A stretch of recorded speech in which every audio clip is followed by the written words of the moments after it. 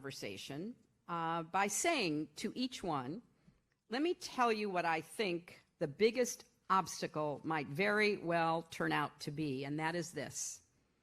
You can run the best campaign, you can have the best plans, you can get the nomination, you can win the popular vote, and you can lose the Electoral College and therefore the election for these 4 reasons.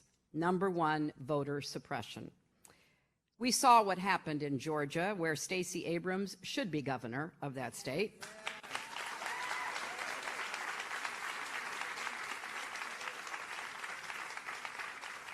Registered voters were kept off the rolls.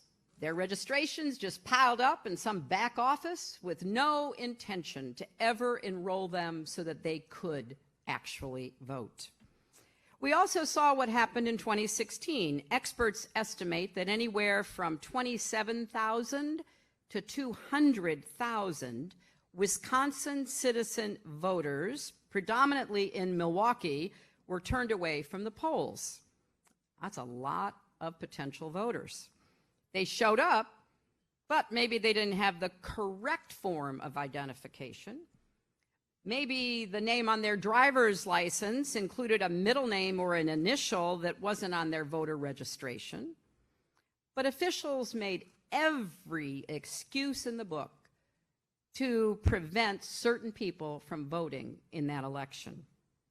Voter purging is another form of voter suppression. Between 2012, when President Obama ran, and 2016, when I ran, 12 million voters were purged from the rolls.